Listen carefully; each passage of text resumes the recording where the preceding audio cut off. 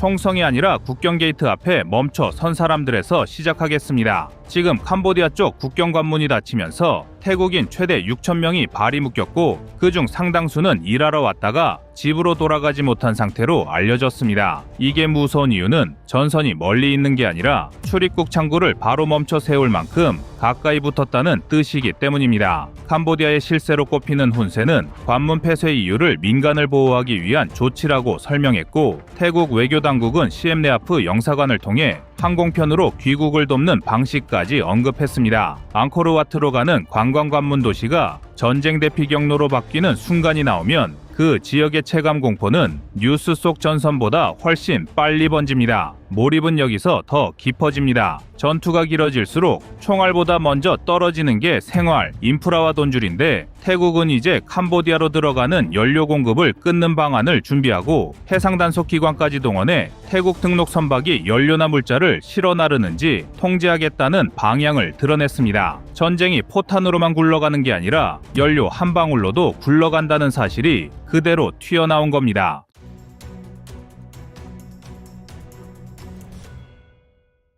최신 전황의 중심은 전선 바깥에서 벌어지는 압박전입니다. 국경선에서의 교전이 여러 지점으로 이어지는 상황에서 태국이 꺼내든 카드는 화력 숫자보다 지속성을 무너뜨리는 방식이었고 그게 바로 연료 차단과 해상 통제입니다. 여기에 외교 무대가 단순 중재를 넘어 검증 단계로 들어가는 조짐도 붙었습니다. 쿠알라룸푸르에서 열린 아세안 외교장관 특별회의는 휴전 이행과 검증이라는 단어를 전면에 올렸고 미국의 위성자료 지원을 받는 아세안 전문팀이 충돌 상황을 정리해 보고하는 구조까지 거론됐습니다. 눈에 안 보이는 정글 전선이 위성 화면으로 들여다보이는 순간부터는 선전전이 예전처럼 통하지 않습니다. 그래서 더 위험해집니다. 증거가 쌓일수록 서로의 책임 공방은 더 거칠어지고 그 표적이 지뢰와 드론으로 옮겨갑니다. 태국은 캄보디아가 새 지뢰를 설치해 순찰 병력을 다치게 했다는 문제의식을 강하게 밀고 있고 캄보디아는 과거 내전 잔존 지뢰라는 입장으로 맞섭니다. 태국은 오타와 협약의장국 등 공식 경로에 제기하겠다는 방향까지 언급됐고 전장에서는 드론이 폭탄을 떨어뜨렸다는 주장까지 등장했습니다. 전화는 여기서 터집니다.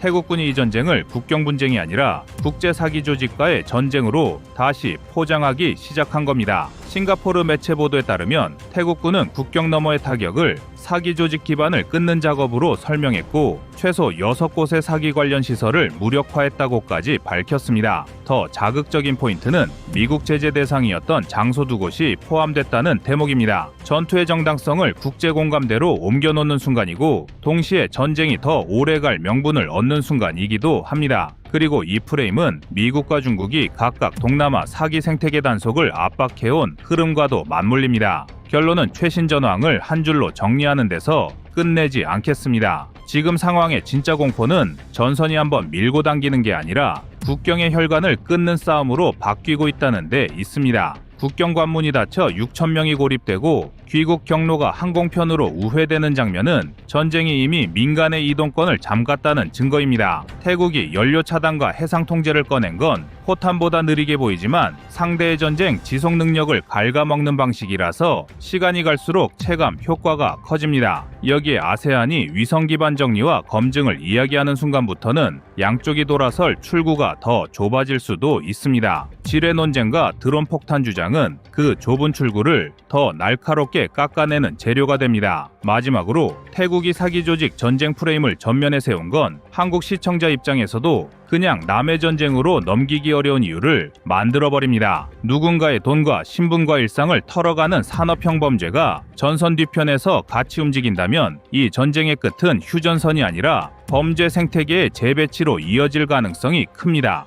그리고 그 재배치가 시작되는 순간은 보통 총성이 잦아든 뒤가 아니라 총성이 가장 요란할 때 나옵니다.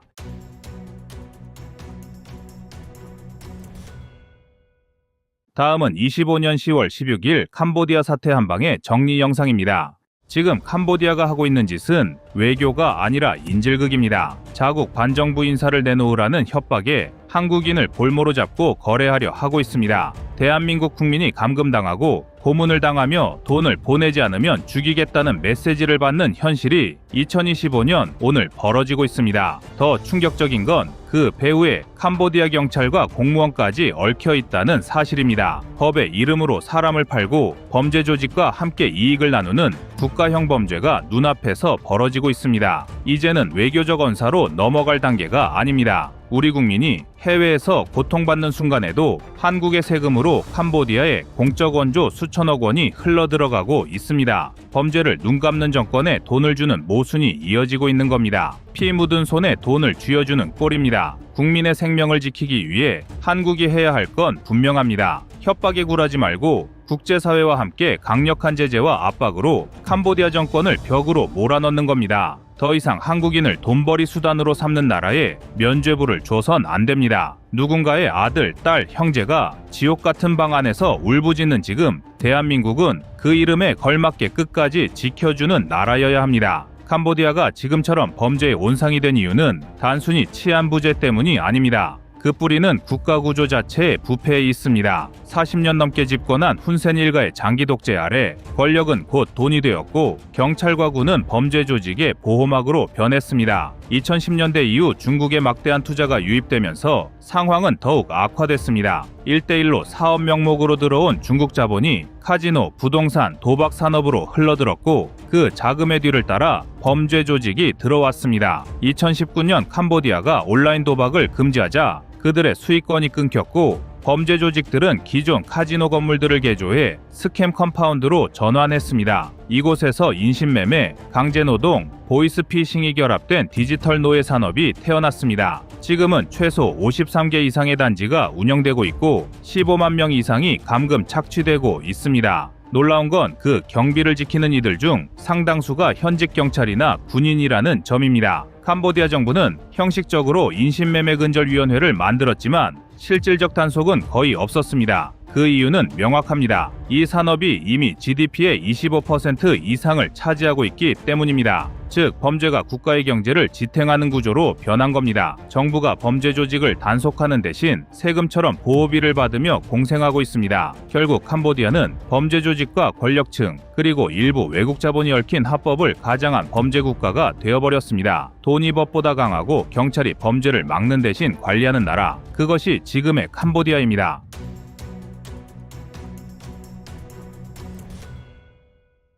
캄보디아가 한국인을 향해 칼끝을 들이민 순간 서방 언론은 먼저 경고했습니다. 영국 가디언은 10월 14일 고수익 구직 미끼에 걸려 캄보디아에서 감금과 고문 끝에 숨진 한국인 대학생 사건을 정면으로 다루며 2025년 들어서만 한국인 대상의 납치 및 감금 신고가 330건을 넘었다고 보도했습니다. 이 기사는 사건의 무대가 범죄 허브로 악명 높은 깜포주 복고르산 일대라는 점을 짚으며 캄보디아 당국이 중국계 조직을 포함한 사이버 사기 카르텔을 단속하겠다면서도 실효적 변화가 없다고 비판했습니다. 한국이 전력 투입에 준하는 외교 총력을 선언하자 캄보디아는 수사 협력을 말로는 약속했지만 현장 체감은 다르다는 분위기입니다. 문제의 본질은 구조적으로 돈이 모이는 지점에 있습니다. 로이터는 10월 15일 한국 외교부가 포이펫과 바벡 같은 국경 도시와 복고르산 일대를 코드블랙에 준하는 여행금지 및 강력 경보로 묶으며 즉시 철수와 방문 취소를 권고했다고 전했습니다. 단지 몇 건의 강력 사건 때문이 아닙니다. 한국 정보 치안 라인까지 투입될 정도로 가짜 채용, 여권 박탈, 온라인 사기, 강제 노동, 몸값 갈취로 이어지는 산업화된 범죄 생태계가 한 나라의 특정 지역을 장악했기 때문입니다.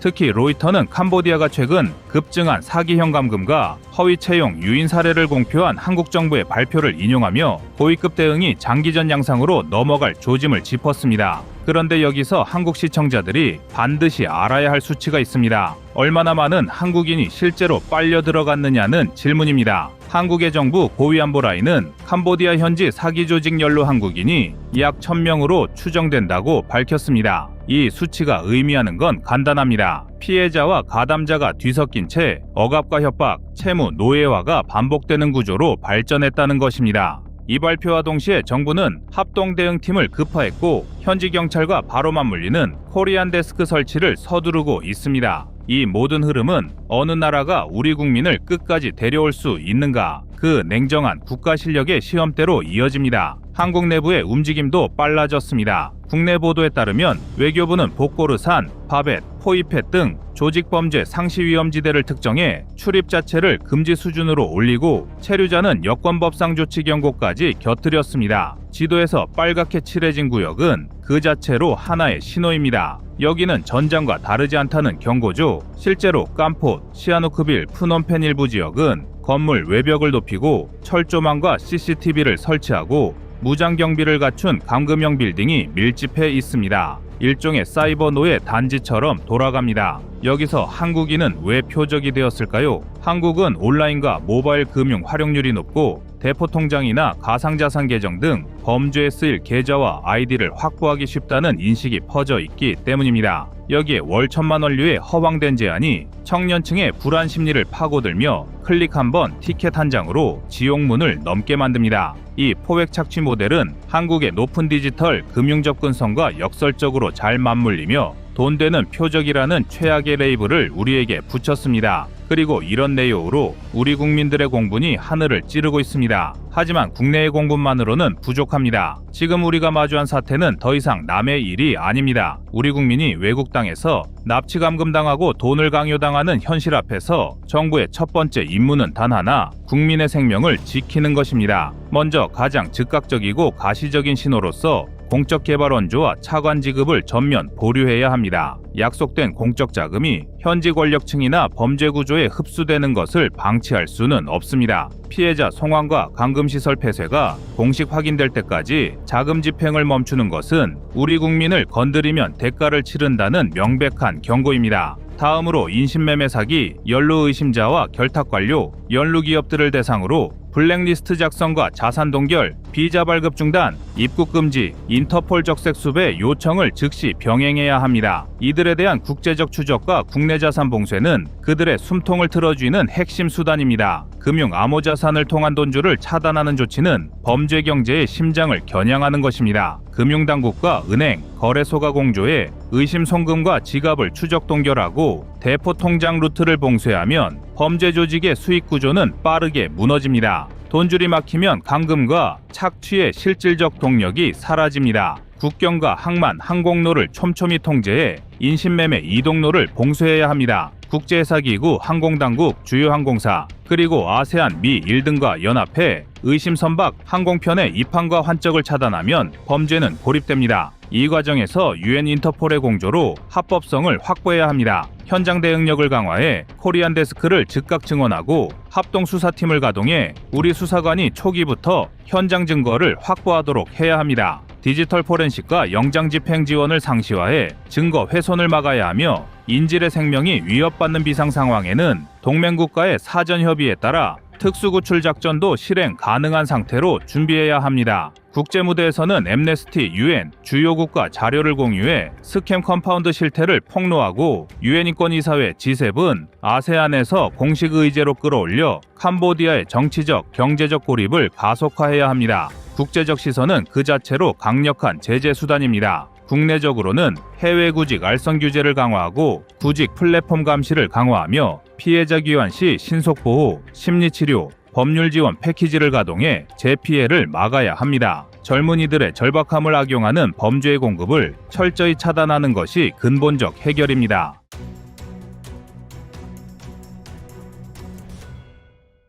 (2026년 1월 15일) 전세계 항공관제 레이더 화면에서 믿기 힘든 광경이 포착되고 있습니다. 중동에 맹주를 자처하던 이란의 영공이 마치 거대한 블랙홀처럼 텅 비어버린 것입니다. 통상적으로 하루 수천 대의 민항기가 오가던 동서양의 회랑이 순식간에 죽음의 정적 속으로 빠져들었습니다. 이란 당국이 전격적으로 영공 폐쇄를 선언했기 때문입니다. 그런데 바로 옆 이라크와 카타르 상공의 움직임은 이와 정반대입니다. 식별부호를 켠 미상의 전투기들이 긴박하게 편대 비행을 하고 있고 미 공군과 해군의 전략 자산들이 페르시아만으로 뱃머리를 돌리고 있습니다. 지금 이란 외무장관은 다급하게 미국 폭스뉴스와의 인터뷰를 자청해 우리는 지난 20년간 협상 테이블에 앉을 준비가 되어 있었다라며 유화적인 제스처를 보내고 있습니다. 하지만 이는 살려달라는 비명에 가깝습니다. 워싱턴의 반응은 냉혹합니다. 트럼프 대통령은 이란이 더 이상 자국민을 죽이지 않고 있다라는 묘한 발언을 남겼는데 관련 전문가들과 정보 소식통들은 이 발언의 행간에 숨겨진 진짜 의미에 주목하고 있습니다.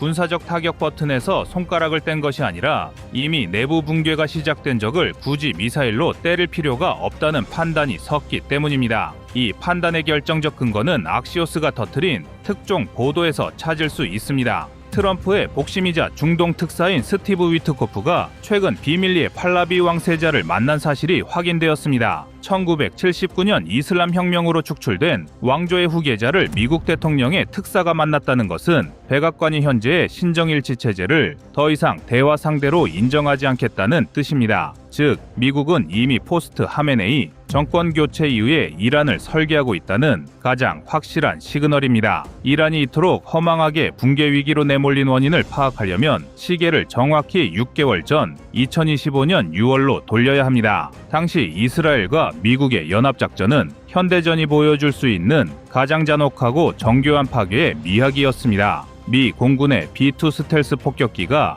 이란의 지하 핵시설을 타격했을 때 무너진 것은 콘크리트 벙커만이 아니었습니다. 신의 가호가 우리를 지킨다라고 호언장담하던 이란 신정체제 권위가 잿더미가 되었습니다. 하메네이를 비롯한 지도부는 국민을 버리고 가장 깊은 지하 벙커로 숨어들었고 그들의 하늘이 유린당하는 동안 이란의 자랑이던 방공망은 아무런 작동도 하지 못했습니다. 전쟁의 패배는 곧장 경제적 대재앙으로 이어졌습니다. 현재 이란 리알화의 가치는 휴지 조각보다 못합니다. 암시장에서 1달러를 구하려면 무려 142만 리알을 지불해야 하는 하이퍼 인플레이션이 덮쳤습니다. 빵 한 조각을 사기 위해 술에 돈을 싣고 가야 하는 상황입니다. 더욱 충격적인 것은 이란 노동부에서 흘러나온 연금 지급을 위해 국유지인 섬을 매각할 수도 있다라는 발언입니다. 국가가 국민의 노후 자금을 주기 위해 영토를 팔아치워야 할 정도로 재정이 파탄 났다는 고백이나 다름없습니다.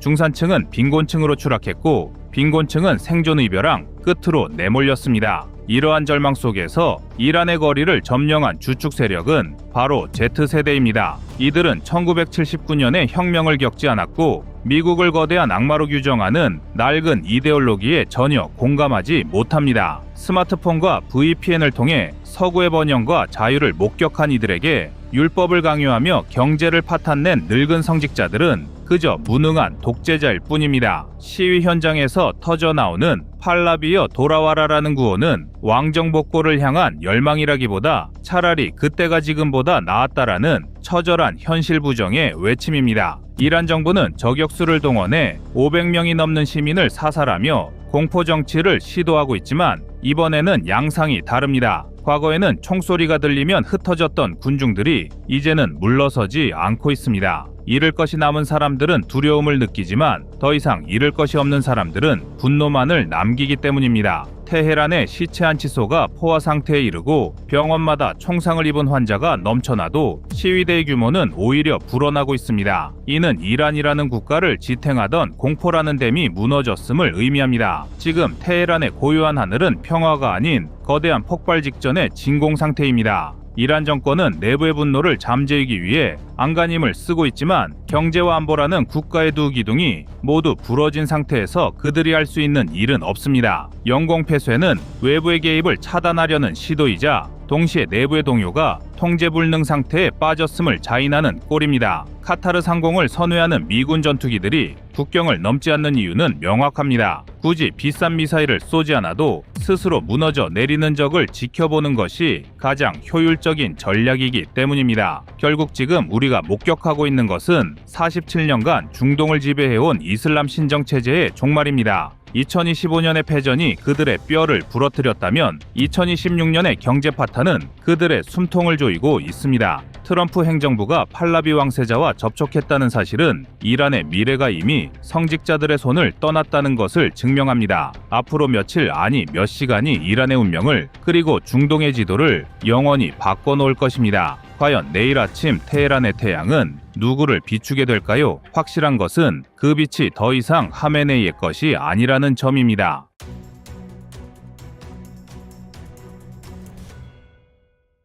다음은 25년 1월 3일 러시아 한국 공격 계획 영상입니다.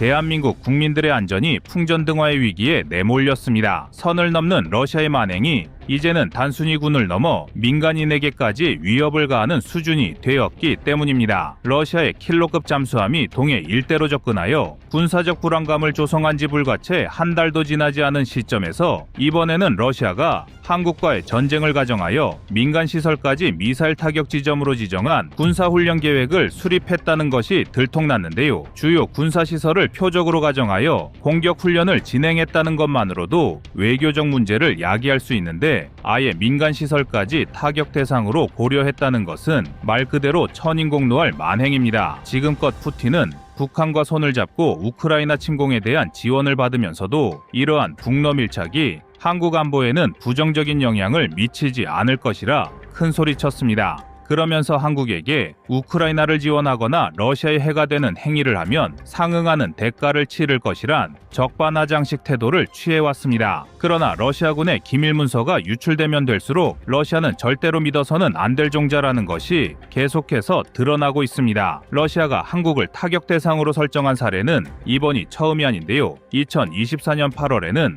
러시아가 나토와의 전쟁을 대비해 작성한 전술핵 타격 목록에 한국이 포함되어 있어 충격을 안겼습니다. 이러한 사실은 러시아가 한국의 주적이나 다름없다는 것을 여실히 보여주는 사례들이라 할 수 있습니다. 그래서 준비했습니다. 오늘은 한국을 전쟁 상대로 여기며 선을 넘고 있는 러시아의 군사도발 실태와 우리 대한민국의 대응책에 대해 자세히 알려드리겠습니다.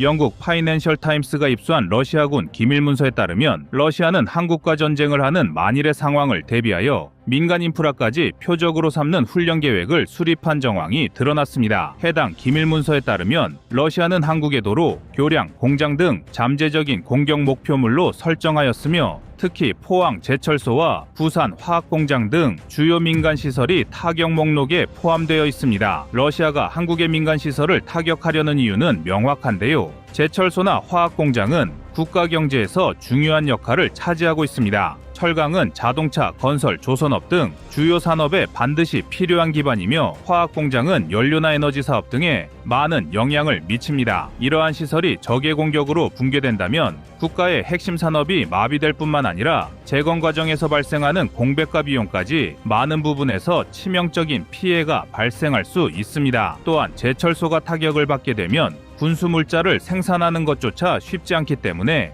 전쟁 과정에서 전술 전략적으로 우위를 빼앗길 수 있는 위험도 간과할 수 없으며 여기에 더해 민간시설이 타격을 받는다는 그 자체만으로도 국민들의 심리적 공포를 유발하여 혼란을 초래할 수 있습니다. 러시아가 한국의 주요 민간시설과 인프라를 공격하려는 이유가 이러한 전략적 효과를 노리고 있기 때문입니다. 이외에도 러시아는 해당 시설들의 규모와 잠재적 생산량 등을 별도로 표기하고 있었으며 여기에 한국의 지휘 벙커를 뚫는 데 필요한 병력 추정치 등도 기밀 문서에 작성되어 있었습니다. 그렇다면 러시아가 한국의 주요 시설을 타격하기 위해 사용할 수 있는 무기 체계도 면밀하게 살펴볼 필요가 있을 텐데요. 러시아 측 기밀 문서에 따르면 러시아가 한국을 타격하기 위해 사용할 수 있는 주요 무장으로 KH-101 순항 미사일을 언급하고 있습니다. KH-101 순항 미사일은 러시아가 기존에 사용하던 KH-55를 개량한 미사일로서 약 3,000km 내외의 우수한 사거리를 보유하고 있습니다. 최신 모델의 경우 최대 3,500km까지 사거리가 확장되어 있어 러시아 극동 지역의 군사 요충지인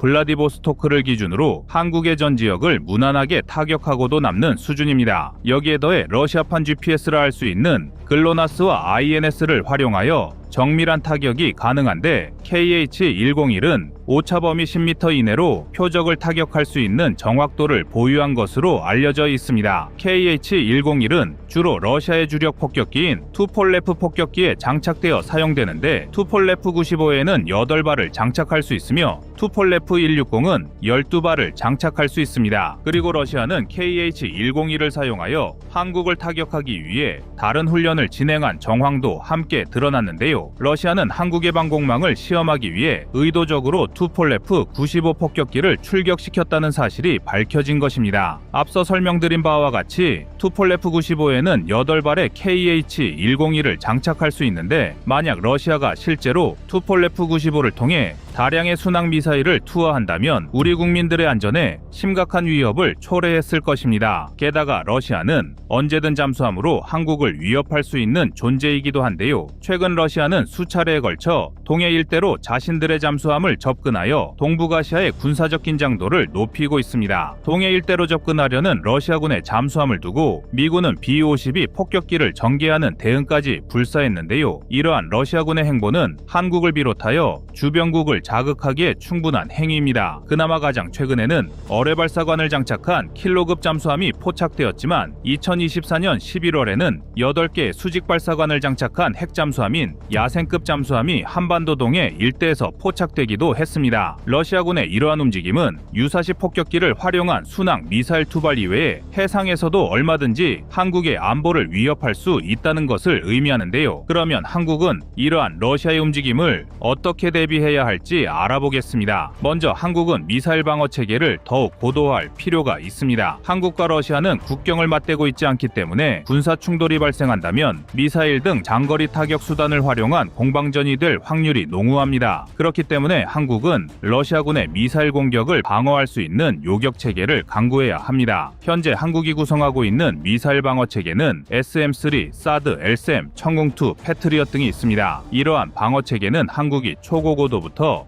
고고도와 중고도에 이르기까지 다층적인 미사일 방어망을 구성할 수 있도록 만들어주며, 다층적 방어망은 적미사일에 대한 요격 성공률을 높이고 대규모 지역 방어가 가능하다는 장점을 갖추고 있습니다. 여기에 더해 한국은 자체적인 기술력으로 LSAM-2와 청궁3 함대공 유도탄2를 개발하고 있기 때문에 지상과 해상에서 적미사일을 요격하는 체계가 더욱 강화될 것으로 전망되는데요. 그러나 이러한 방어 체계만 가지고 안심하는 것은 이릅니다. 한국은 주로 북한의 미사일과 장사정포를 기준으로 방어 체계를 구상해 왔습니다. 하지만 러시아와 북한의 미사일은 질적 측면에서 완전히 다르다고 할 수 있습니다. 장사정포에서 사용하는 로켓조차도 제대로 관리할 여력이 없는 북한군의 미사일과 세계 2위의 군사력을 가진 러시아의 미사일이 동급 성능이라는 생각은 한국 안보에 그다지 도움이 되지 않는다는 뜻입니다. 더욱이 러시아는 극초음속 미사일을 계속해서 늘리고 있기 때문에 한국도 이에 대한 방어 역량을 갖출 필요가 있습니다. 극초음속 미사일은 일반적인 탄도미사일과 달리 궤적을 예측하기 어려울 뿐만 아니라 마하 5 이상의 빠른 속도로 인해 요격하는 것이 매우 어렵습니다. 특히 러시아는 전투기 등에서 발사할 수 있는 KH-47M2 킨잘 등을 보유하고 있으며, 이러한 무기 체계가 한국을 겨냥하지 말라는 법도 없는데요. 여기에 더해 푸틴은 벨라루스 등 우방국에게 오레시니크 극초음속 미사일을 지원하겠다며 허세를 부리고 있습니다. 이처럼 러시아는 세계 각지에서 극초음속 미사일을 과시하고 있는 만큼 한국은 기존의 미사일 요격 체계와 더불어 극초음속 미사일을 요격할 수 있는 방어 수단을 추가로 구축할 필요가 있습니다. 여기에 더해 한국은 KF-21의 전력화를 더욱 서둘러야 합니다. 러시아가 한국을 타격할 수 있는 미사일 수단이 많은 것은 사실이지만, 앞서 밝혀진 기밀 문서를 살펴보면 결국 폭격기나 전투기 등 항공 전력을 활용하여 장거리 미사일을 투발하는 것이 주된 전략이 될 것은 분명한데요.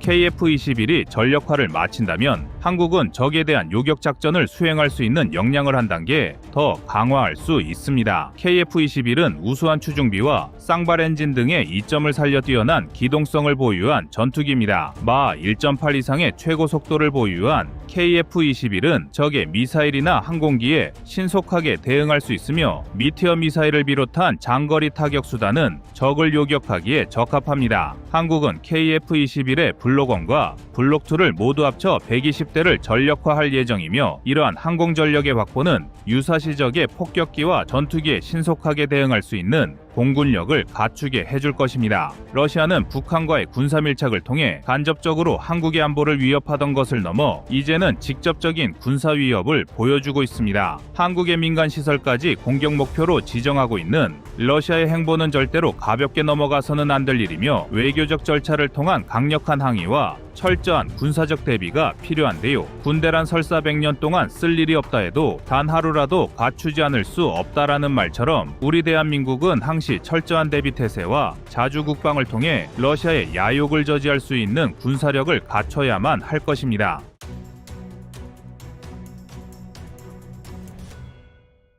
한창 새벽인 워싱턴의 밤은 대낮보다 밝게 빛나고 있습니다.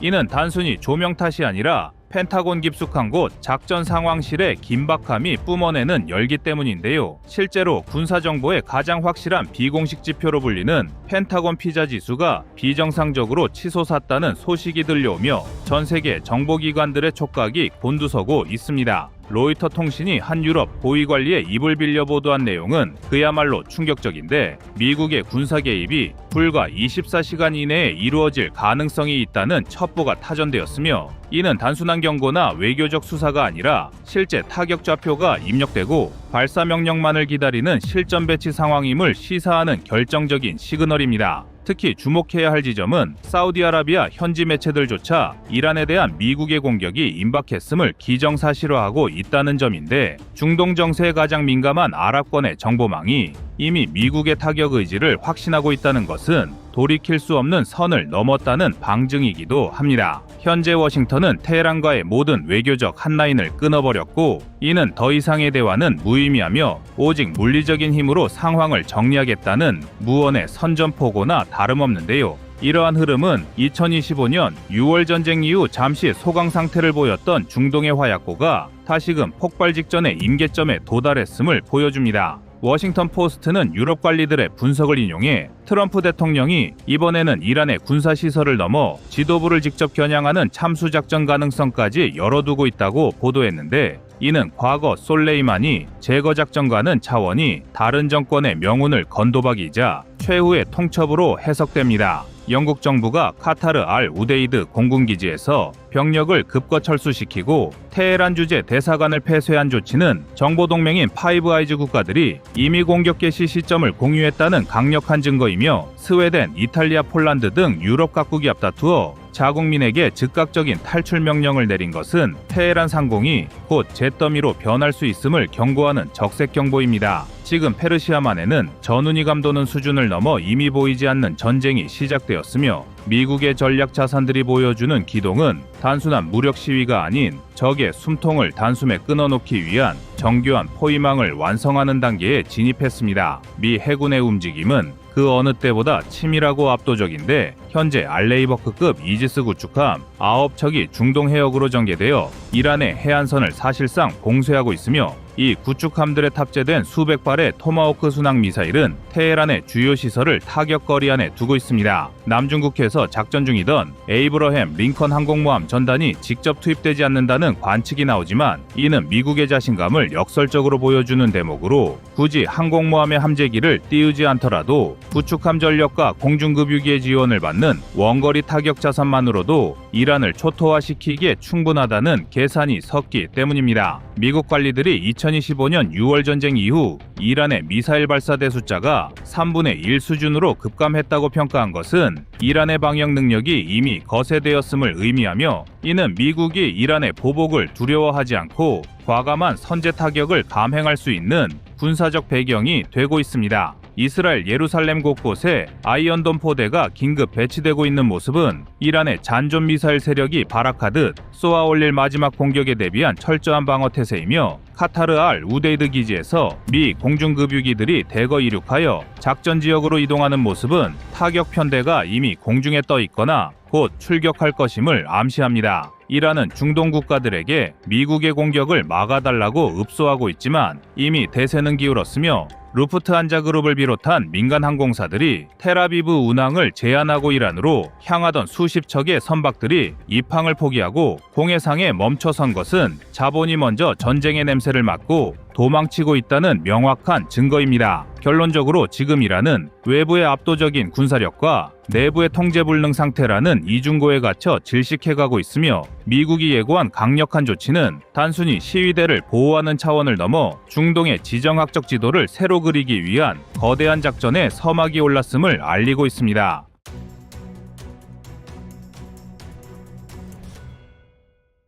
다음은 25년 3월 25일 발트의 대한미사일 영상입니다.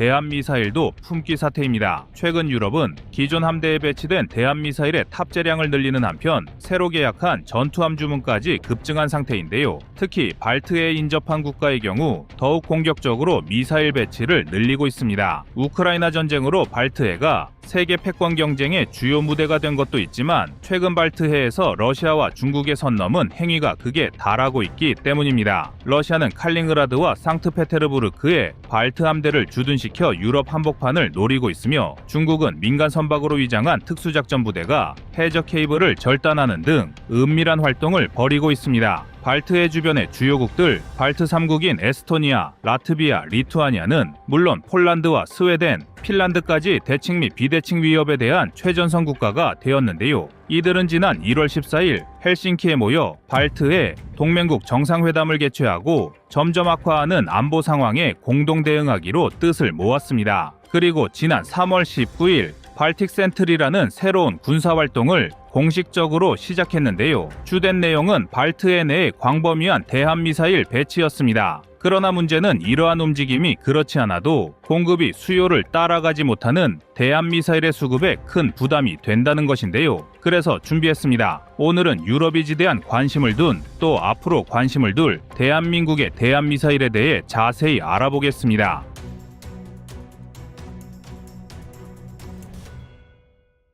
사실 대한미사일에서도 대한민국의 존재감은 뚜렷합니다. 과거 가장 뛰어난 대한미사일을 보유한 노르웨이가 K2 전차에 대한 절충교역으로 자국의 NSM이나 JSM 미사일을 한국에서 도입해줄 것을 희망했을 때도 우리 정부가 난처했던 이유가 이미 뛰어난 대한미사일을 보유했기 때문입니다. 보통 대한미사일을 발사 위치와 표적 위치에 따라 공대함, 지대함, 함대함으로 나누고 여기서 파생형이나 양용 형태의 다양한 바리에이션이 존재하는데요. 대한민국의 경우 함대함 미사일인 SSM-700K 해성과 지대함 비궁이라는 뛰어난 무기 체계를 보유하고 있습니다. 대한민국 해군은 세종대왕급 구축함을 비롯하여 인천급, 대구급 호위함, 그리고 윤영하급 고속함 등 여러 종류의 함정에서 대한미사일을 운용하고 있는데요. 최근에 진행한 해상군사훈련에서 SSM-700K 해성은 기본 사거리 180km를 자랑하며 세계의 이목을 끌었습니다. 사실 해성 미사일의 존재감이 미비했던 것은 사실입니다. 과거 콜롬비아 해군의 군사훈련에서 해성이 불발된 사례 때문인데요. 그러나 이는 미사일의 성능 결함이 아닌 운용 측의 과실이었으며 센서 설정을 변경한 이후에는 뛰어난 명중률을 보였습니다. 그러나 언제나 사람들은 반박보다는 문제 제기를 더 오래 기억하는 법이고 심지어 우리 국민까지 해성의 성능을 불신해 왔습니다. 그러나 이제는 누구도 해성 미사일의 성능을 의심하지 않습니다. 작년 필리핀은 대한민국의 FA-50을 도입하면서 SSM-700K 해성을 비공개로 구매해갔는데요. 위 영상에서도 확인되다시피 필리핀의 해상훈련 중 호세리잘함에서 쏘아올린 대한미사일이 바로 해성이었습니다. 그런데 이 호세리잘급 호위함 역시 대한민국의 인천급 호위함을 기반으로 도입한 함정입니다. 호세리잘급 호위함의 한 척당 도입 가격은 대략 2천억 원 안팎으로 필리핀 해군이 운용하는 데는 적잖은 부담이었을 것입니다. 2024년 기준 필리핀 국방부의 예산은 약 5조 4,600억 원으로 호위함 한 척이 전체 예산 중 4.5%를 차지하는 수준인데요. 그런데 자국 국방부 예산의 10%를 두 척의 호위함 도입에 투자하였다는 것은 그만큼 대한민국의 호위함 기술에 대한 높은 신뢰가 없이는 절대로 불가능한 일입니다. 이렇게 도입한 호세 리잘급 호위함에서 해성대함 미사일을 발사해 중국 선박을 격침시켰으니 한국산 무기에 대한 필리핀의 신뢰도는 더욱 상승할 것이 자명한데요. 필리핀은 추가로 대한민국의 초계함과 잠수함 도입에도 적극적으로 나서고 있습니다. 필리핀은 지금까지 미국 등에서 퇴역한 노후화된 함정들을 공여받아 해군을 유지해왔는데요. 호세 리잘급 호위함과 해성에 이어 초계함과 잠수함 도입까지 완료가 된다면 대한민국이 필리핀의 해군 전력을 완성했다고 해도 과언이 아닐 것입니다. 그리고 이러한 신뢰도를 바탕으로 해성이 그랬던 것처럼 더 많은 한국산 무기에 관심을 보이고 있습니다. 심지어 대한민국의 대표적인 지대함 미사일 비궁은 미국 진출을 눈앞에 두고 있습니다. 대한민국이 개발한 무기체계 중 완제품 형태로 미국에 진출하는 최초의 사례라 할 수 있는데요. 그것도 대한민국의 화력과 군사기술력을 상징하는 미사일이 다른 어떤 무기체계보다 한 발짝 앞서 미국 진출에 물꼬를 튼다는 점에서 정말 기념비적인 사건입니다. 그러나 매년 무기 체계 개발에 수백조 원의 예산을 쏟아붓는 미국이 왜 아시아의 작은 나라 대한민국이 만든 비궁을 도입하려는 것일까요? 이는 유럽이 비궁을 원하는 이유와 상당히 비슷합니다. 세계 각국이 개발한 수십 종의 대한미사일 중에서 비궁의 성능이 그만큼 돋보이기 때문입니다. 대한민국 국방과학연구소와 LIG 넥스원의 협업으로 개발한 비궁은 2.75인치 70mm의 작은 구경에 길이는 약 1.9m, 무게는 15kg에 불과한 소형 대한미사일입니다. 비궁은 소구경임에도 사거리 5에서 8km의 동체 고정형 비냉각식 적외선 영상 탐색기를 탑재하고 있어 주야간 언제든 작전 수행이 가능할 뿐만 아니라 발사 후 망각 기능도 갖추고 있습니다. 다시 말해 언제 어디서든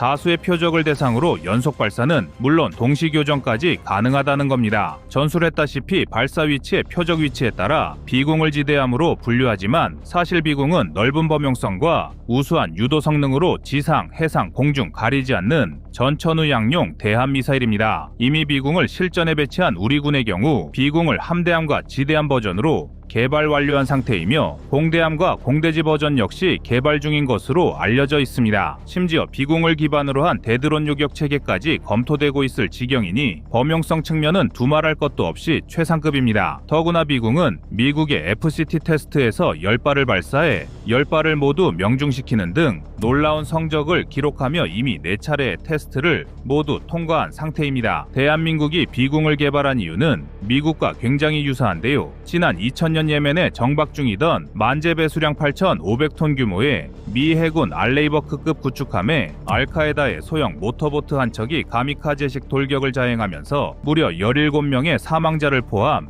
100여 명의 사상자가 발생한 사건이 있었습니다. 초유의 테러로 미국은 적잖은 충격에 빠졌고 자국의 대형 함정들이 돌격을 감행하는 적의 소형 보트들의 물량 공세를 방어할 수단이 없다는 걸 깨달았습니다. 그리고 대한민국 역시 이러한 적의 물량 공세에 언제나 대비해야 했습니다. 북한은 배수량 40톤 내외의 PT 어뢰정부터 2023년 공개된 신형 미사일 고속정까지 확인할 수 있는 것만 최소 660척 이상의 소형 함정을 보유하고 있습니다. 여기에 130척 이상의 공기부양정과 고속 상륙정 등을 포함하면 못해도 1000여 척 이상의 소형 함정을 운영 중입니다. 그리고 비궁은 이런 북한의 비대칭 전력에 대응하기 위한 피땀 어린 노력의 결실입니다. 2016년 개발을 완료한 비궁은 그의 양산을 시작해 서북도서를 중심으로 노후 해안포를 대체하고 있으며 총 1200억 원의 예산을 투자해 해군 육군으로 단계별 전력화 중입니다. 뿐만 아니라 지난 2022년 사우디아라비아가 도입한 FPV-2000의 함대함 무장으로 비궁을 탑재하기도 했는데요. 또한 이외에도 히드라 로켓과 같은 구경에 저비용이라는 장점을 앞세워 공대함, 공대지 버전까지 개발하고 있습니다. 비궁의 공대함, 공대지 모델은 KU-H1 수리온, LAH,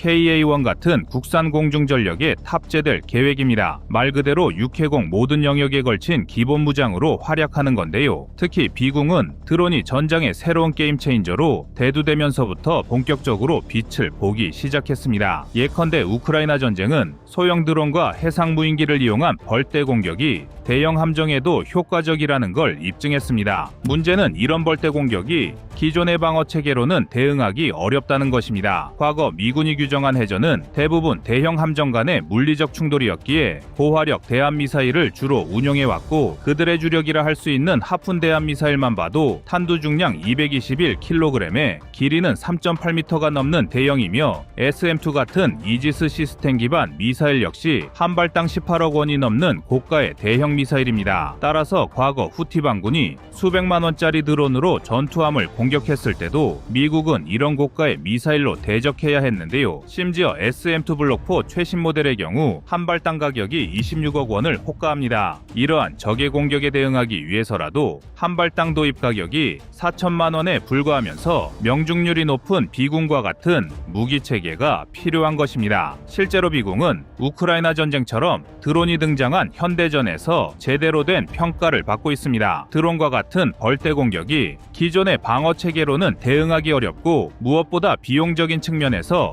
비공호에 뚜렷한 해법이 없기 때문인데요. 이렇게 대한민국의 대한무기 체계가 미국과 유럽 그리고 아시아의 관심을 끌며 세계 방산 산업의 패러다임을 변화시키고 있습니다.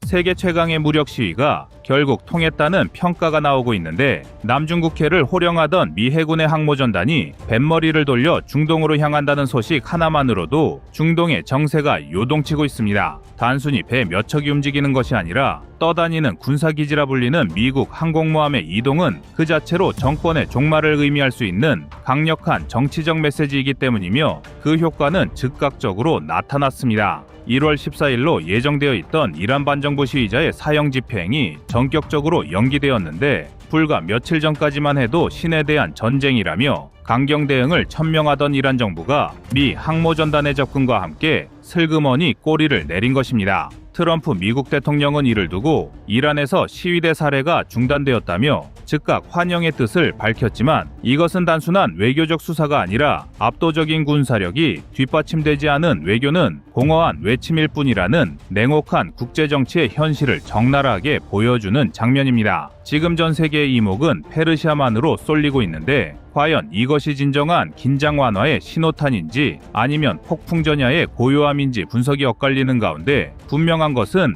미국의 군사적 압박이 이란 지도부의 멱살을 잡고 흔들었다는 사실입니다. 이란 정부의 태도 변화는 매우 극적인데, 사형 집행 중단 선언과 함께 군사 개입 가능성을 언급하던 미국의 태도 역시 미묘하게 변했습니다. 미군의 중동 최대 거점인 카타르 아루데이드 공군기지에 내려졌던 소개령과 경보가 하향 조정되었고, 이란 역시 돌연 폐쇄했던 자국 영공을 다시 개방했는데, 이는 양측 모두 파국만은 피하고 싶다는 강력한 시그널을 주고받은 셈입니다. 하지만 여기에는 철저한 계산이 깔려 있는데, 이란 입장에서는 내부적으로는 시위대로 인한 혼란, 외부적으로는 미국의 군사적 타격이라는 두 개의 전선을 동시에 감당할 수 없으며, 특히 사망자가 최소 3,400명에서 최대 2만 명에 달한다는 외신 보도가 쏟아지는 상황에서 추가적인 사형 집행은 국제사회의 개인 명분을 완벽하게 만들어주는 자충수가 될 수 있음을 인지한 것입니다. 프랑스의 마크롱 대통령이 긴급 국방 내각을 소집하고 튀르키예와 사우디아라비아 등 주변국들이 영내로 불똥이 튀어선 안 된다며 필사적인 중재 외교를 펼치고 있는 것 또한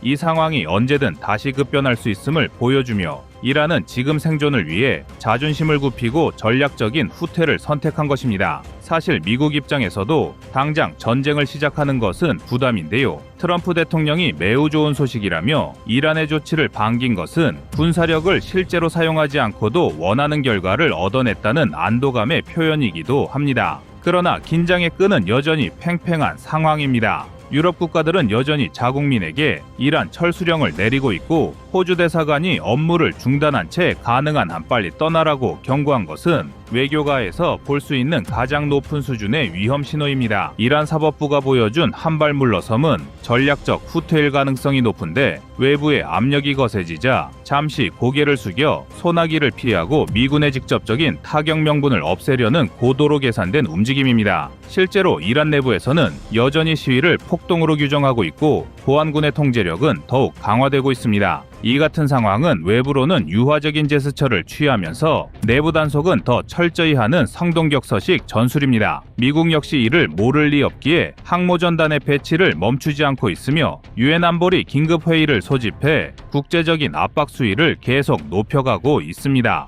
결국 지금의 소강 상태는 평화가 아닌 관리된 긴장이며, 미국은 항모전단이라는 확실한 카드를 테이블 위에 올려놓음으로써 이란의 폭주를 제어하는 데 성공했고, 이란은 사형 집행 연기라는 카드로 최악의 상황을 모면했습니다. 하지만 이것은 임시방편일 뿐 근본적인 불신은 여전히 살아있으며, 시위로 인한 사망자 숫자는 계속 늘어나고 있고, 이란 국민들의 분노는 가라앉지 않았으며 미국의 군사 옵션은 여전히 유효합니다. 이란이 보여준 유화적 제스처가 진심인지 아니면 시간을 벌기 위한 기만술인지는 앞으로 며칠 안에 판가름 날 것이며, 확실한 것은 힘의 우위가 없는 평화는 존재하지 않으며, 지금 이란이 멈칫한 이유는 대화의 힘이 아니라 다가오는 항공모함의 위압감 때문이라는 사실입니다. 중동의 하늘 아래 전쟁과 평화 사이의 줄타기는 지금 이 순간에도 계속되고 있으며, 그 결과는 누구도 예측할 수 없는 안개 속에 있습니다.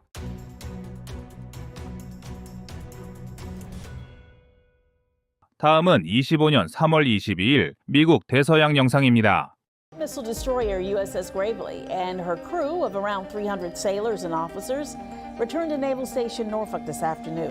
후티 반군을 무찌른 것으로 유명한 미국의 이지스함 그래블리오가 북으로 이동 북부사령부에 배치됐습니다. 누군가에겐 사소한 사건이지만 사실 이는 미국의 대서양 연안 전략이 변화하고 있음을 보여주는 대표적인 증거입니다. 지난 3월 15일 미 북부사령부는 사령관 데릴 코들 제독의 입을 빌려 그래블리오의 재배치 사실을 확인해 주었습니다. 코들 제독은 이번 배치가 아메리카 대륙의 동쪽과 유럽 전역 그리고 아프리카 서해를 아우르는 대서양 전체에 대한 미국의 지배권을 강화하는 조치라고 설명하면서 하나의 대서양 개념을 강조했는데요. 혹자는 마치 시진핑이 내세우고 있는 하나의 중국이란 구호를 보는 것 같다며 두려움과 우려를 표시했습니다. 이러한 미국의 움직임에 유럽은 특히 깊은 유감을 표시하고 있습니다. 우크라이나를 러시아에 팔아치운 트럼프가 이제는 캐나다와 멕시코, 그린란드 등 대서양에 근접한 모든 나라의 영향권을 확대하고 있다는 것인데요. 영국의 정론지 가디언은 사설을 통해 이번 사건을 1945년 미국이 동유럽을 소련에 넘긴 얄타 회담에 비유하며 대서양 동맹의 붕괴를 의미한다고까지 말했습니다. 이는 트럼프와의 담판을 앞둔 대한민국으로서도 매우 우려스러운 일인데요. 일본처럼 바닥에 바짝 엎드리는 것만이 능사가 아닌 것이 대선 전부터 트럼프에 배팅했고 취임 때는 온갖 선물 보따리를 준비했던 일본이 이제는 일거리가 없어진 사냥개처럼 삶아지는 것을 목격했기 때문입니다. 그래서 준비했습니다. 오늘은 미국의 달라진 대서양 전략과 대한민국에 미치는 영향에 대해서 자세히 알아보겠습니다.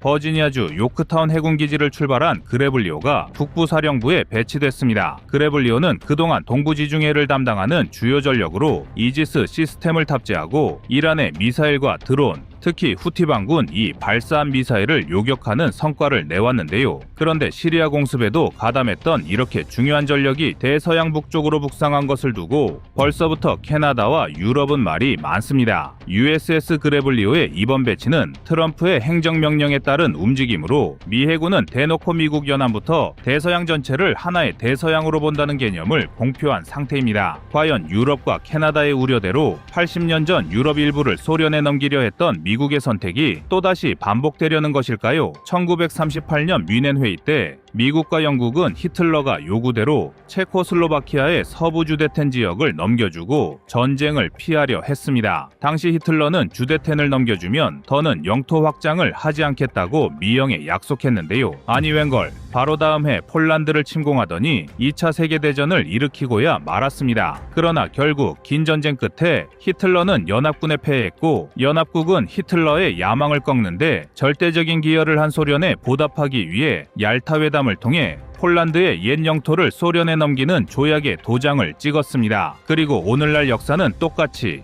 그대로 되풀이되고 있습니다. 1938년의 체코는 현재의 우크라이나이며 트럼프는 당사자인 우크라이나는 물론 유럽까지 배제한 채 푸틴과 종전 협상을 벌이고 있습니다. 더구나 우크라이나로부터는 지금까지의 보호비로 무려 720조 원을 청구한 상태입니다. 현재 러시아는 도네츠크, 루안스크, 자포리자, 헤르손 그리고 크림반도 등 우크라이나 영토의 약 20%를 점령하고 있는데요. 여기서 영토 확장을 멈출 것이라는 푸틴과 트럼프의 약속을 믿는 유럽 지도자는 단 한 명도 없습니다. 1938년 체코의 일부를 히틀러에게 넘겨준 것처럼 트럼프가 같은 실수 또는 의도된 실수를 되풀이하리라는 것이 유럽의 고민인데요. 그들이 보기에 우크라이나 돈바스와 크림반도를 러시아에 넘기는 것은 히틀러의 야망이 주된 확보로 끝나지 않았던 것처럼 유럽 전체를 위기로 몰아갈 것이기 때문입니다. 그렇다면 이지스 함대를 대서양 북쪽으로 배치한 미국의 달라진 전략을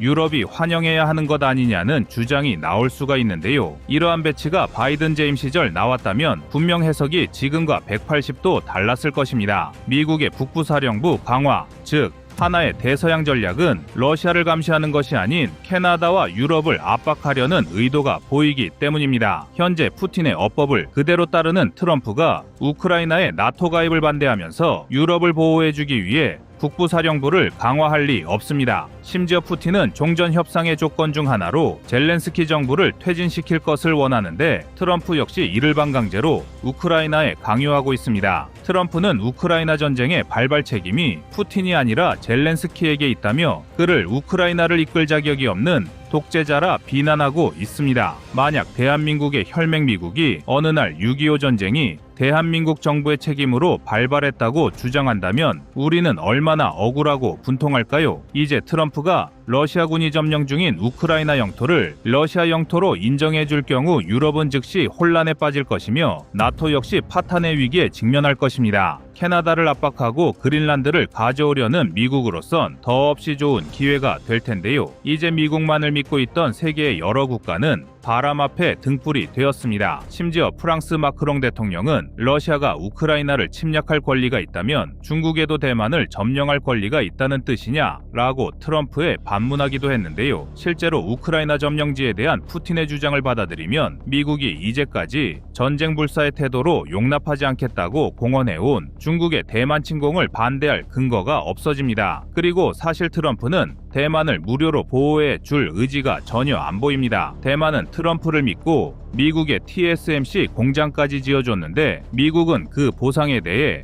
이런 방어말 한마디 없습니다. 오히려 보호비 명목의 청구서는 이제 대만으로 속속 배달될 것이며 변화된 미국의 태도 덕분에 전 세계는 다시 식민주의 시대로 되돌아갈 우려마저 커지고 있습니다. 당장 반사 이익을 중국이 누리고 있다는 점부터 트럼프가 깨달았으면 좋겠습니다. 미국의 달라진 태도에 중국을 압박하기 위해 만들어졌던 한미일 군사동맹에 균열이 생기고 있으며 미국, 영국, 호주의 안보협의체 오커스, 미국, 일본, 호주, 인도의 안보협의체 쿼드까지 흔들리고 있습니다. 이미 바이든 정부가 중시했던 그 정책을 트럼프는 이미 폐기하고 있는데요. 트럼프는 팔레스타인 가자 지구에 난민을 강제로 이주시킨 뒤 중동의 리비에라 최고의 휴양지로 만들겠다고 공언을 했습니다. 아니 이 무슨 쌍팔년도 개념인지 트럼프의 시대착오적인 제국주의 야망에 전 세계가 실망했는데요. 그러나 트럼프는 히틀러와 같은 미치광기가 아니라 강성 발언을 앞선 장사꾼이라는 의견이 더 많습니다. 트럼프는 취임식 때부터 그린란드와 파나마 운하에 대한 굴욕적인 발언을 거듭하더니 심지어 캐나다의 51번째 주가 되라며 조롱을 일삼고 있습니다. 그러나 트럼프가 그린란드와 파나마 운하 멕시코에 집착하는 것은 그가 최대의 경쟁 상대로 생각하는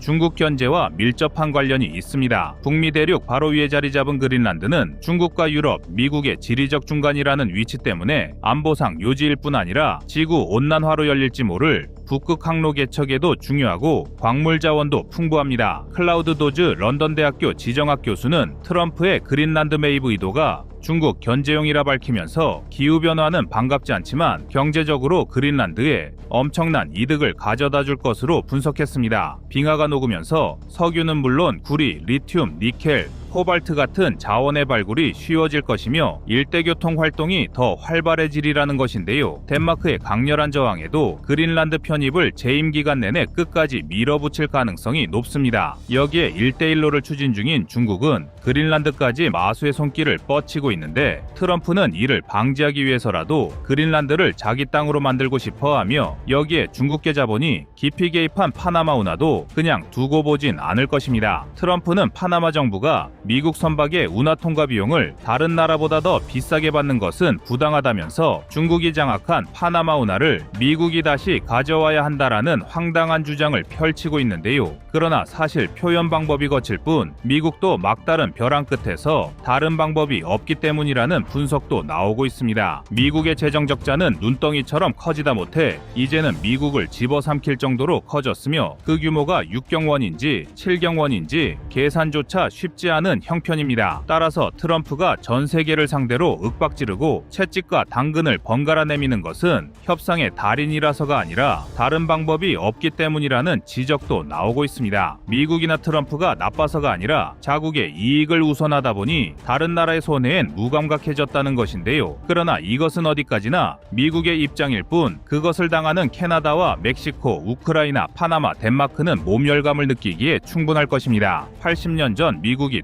동유럽을 스탈린의 소련에게 넘겨주었을 때 미국의 명분은 대일전쟁에 소련을 끌어들이기 위해서였는데요. 오늘날 한반도가 둘러갈라진 것도 그 연장선상이라 할 수 있습니다. 과연 미국은 그동안 자신들이 주도해온 국제 질서를 무너뜨리는 길을 택할까요? 힘없는 국가가 국제사회에서 어떤 대접을 받는지 또 한 번 목격한 이상 미국을 더욱 확실한 우리 편으로 만들기 위해서라도 스스로 분발해야겠습니다.